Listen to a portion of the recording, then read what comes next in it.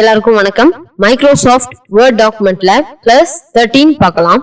நான் ஏற்கனவே 12 classes upload பண்ணிட்டேன். அந்த கிளாஸ்லாம் பார்க்காதவங்களுக்கு டிஸ்கிரிப்ஷன்ல லிங்க் கொடுக்குறேன், அதை பார்த்துக்கோங்க.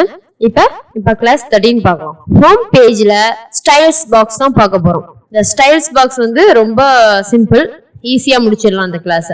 இந்த ஸ்டைல்ஸ் பாக்ஸ்ல ஒவ்வொரு டைப்ஸ் இருக்கு. அதுல வந்து normal, no spacing, heading, title, subtitle, intense, அடுத்தது ஸ்ட்ராங், குவைட், இந்த மாதிரி சப்டைட்டிலே வந்து புக் டைட்டில், இந்த மாதிரி நிறைய ஆப்ஷன்ஸ் இருக்கு. இப்ப நம்மளுக்கு வந்து ஒரு கட்டுரை எழுதுறோம் அப்படின்னா அதுக்கு தலைப்பு கொடுப்போம், அதுக்கப்புறம் குறுந்தலைப்பு, அதாவது ஒரு பேராகிராஃப் நம்ம எழுதுறோம்னா அதை பத்தின ஷார்ட் ஃபார்ம், அதான் நம்ம குறுந்தலைப்புன்னு சொல்லுவோம்.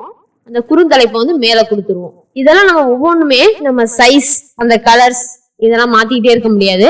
அதனால ஷார்ட்கட் தான் இந்த ஸ்டைல்ஸ் பாக்ஸ். இதை நம்ம யூஸ் பண்ணி ஹெட்டிங்க்கு, சப் ஹெட்டிங்க்கு கொடுத்துக்கலாம். இந்த ஸ்டைல்ஸ் பாக்ஸ்ல உள்ள ஸ்டைல்ஸ் எல்லாம் எப்படி இருக்குன்னு நம்ம ஒரு சின்ன வீடியோ பார்த்துலாம். இந்த ஸ்டைல்ஸ் பாக்ஸ் எங்க இருக்கு அப்படின்னா மைக்ரோசாஃப்ட் வேர்ட் டாக்குமெண்ட்ல ஹோம் பேஜ்ல clipboard box, font box, paragraph பாக்ஸ்க்கு பக்கத்துல அந்த ஸ்டைல்ஸ் பாக்ஸ் இருக்கு.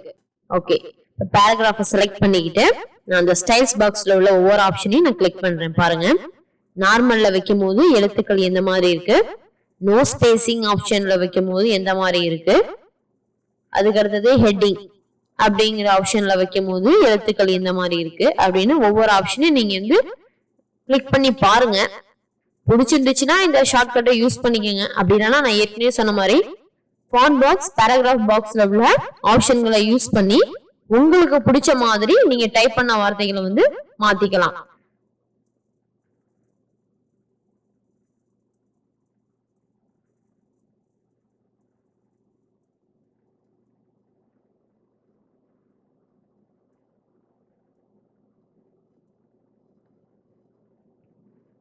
இது மாதிரி ஒவ்வொரு ஸ்டைல்ஸும் வச்சு பாருங்க, பிடிச்சிருந்துச்சுன்னா வச்சுக்கோங்க. இந்த வீடியோ உங்களுக்கு பிடிச்சிருந்துச்சுன்னா லைக் பண்ணுங்க, உங்க ஃப்ரெண்ட்ஸுக்கு ஷேர் பண்ணுங்க, மறக்காம சப்ஸ்கிரைப் பண்ணுங்க. அப்பதான் நான் அடுத்தடுத்து அப்லோட் பண்ற வீடியோ உங்களுக்கு உடனுக்குடன் கிடைக்கும். அப்புறம் சப்ஸ்கிரைபருக்கு பக்கத்துல ஒரு பெல் ஐகான் சிம்பிள் இருக்கும், அதை கிளிக் பண்ணுங்க. ஆல் அப்படிங்கிற ஆப்ஷனை நீங்க கிளிக் பண்ணீங்கன்னா நான் ஒவ்வொரு வீடியோவும் அப்லோட் பண்ணும்போது உங்களுக்கு பெல் சிம்பிளோட நோட்டிபிகேஷன் வரும். Thank you.